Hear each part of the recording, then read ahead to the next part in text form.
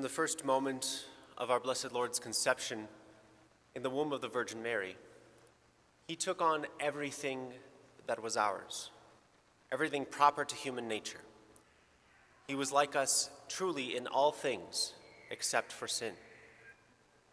In this way, he was able to take on the things that he could not as God, specifically the ability to suffer with us, to be wounded, that vulnerability, which he could not know as God.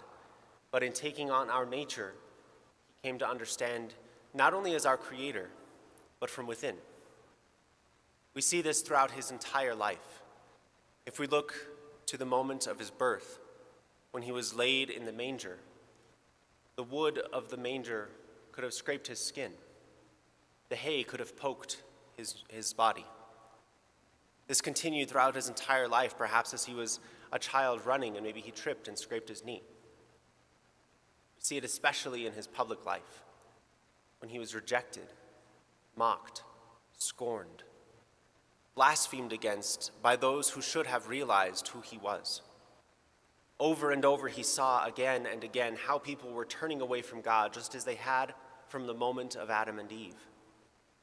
He saw this here as one of us, and he experienced in his own heart that same rejection which as God he knew. This, of course, came to a climax in his passion. In the agony of the garden, our blessed Lord had a heart attack from the great stress that was on his body and in his soul, to the point that he began to bleed through his sweat. He went from there to be beaten, scourged, crowned, and mocked by all those who should have loved him, all those who should have known what he came to do. And then, of course, he was crucified and died.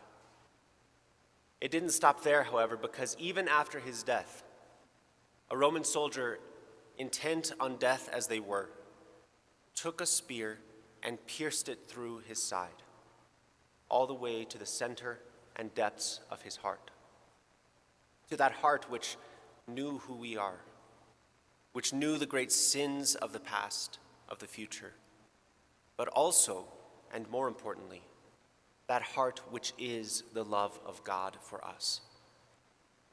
At the moment his heart was pierced, Pope Benedict says that his heart was opened. God's own heart was revealed.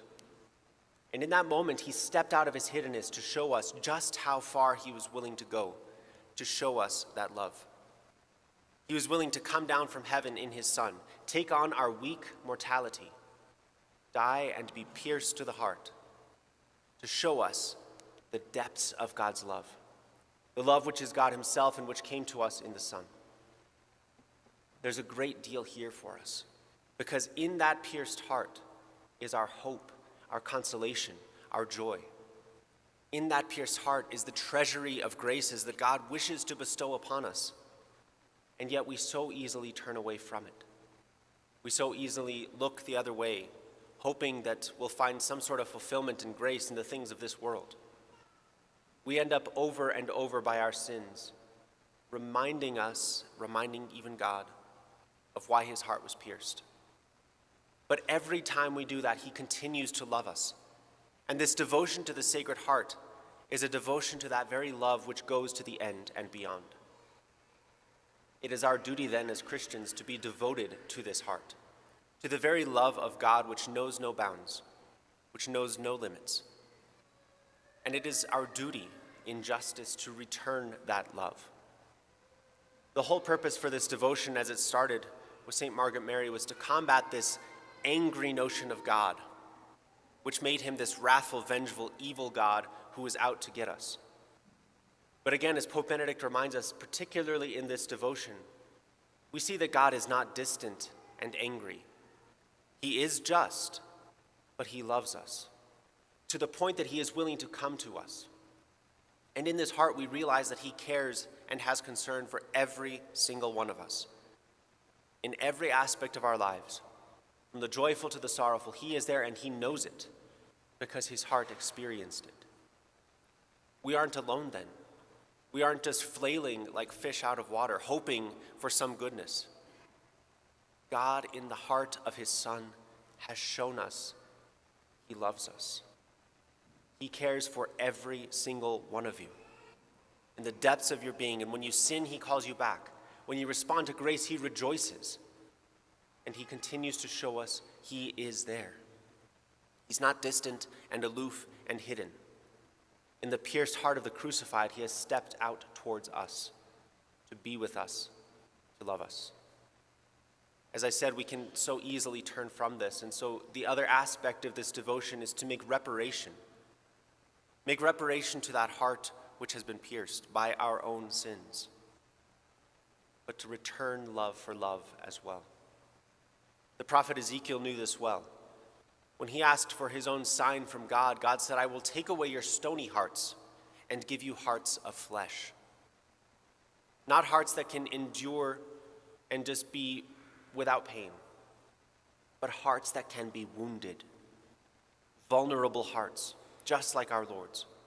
Because in this, we begin to see how far love goes ourselves, not just in God, but in God's love living within us. We see in the wounds of our own hearts, in reparation for our sins, and in trying to love God and our neighbor because of love of him, we see that heart alive within us. We see God trying to pull us back to him and to show us, even in the dark recesses of our own hearts, that he has care for us and concern for us. This week, then, love the heart. He has given us everything. He did not hold back a single drop of his blood, and in return, we must give him everything. So in your prayer, when you come to this church, or when you're praying at home or in some other place, give him your heart. If there's some part that you've been holding back, maybe waiting to shine up and polish before you give it to God, don't wait. Do it now. In his heart, that can become purified and holy. If there's some sin that you're holding on to, let it go. Let it be burned in the fire of his own heart. And whatever there is in your heart that needs to be purified, purged, rooted out, give it to him now. It's better to do that now and suffer the purification in this life than have to go to the next and suffer the fires of purgatory, or worse, the just fires of hell. So give him your heart now. There's nothing you will lose, and you will gain everything, because in that you gain God.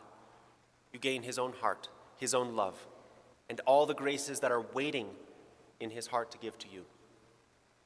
He has given you his heart. Give him yours as well.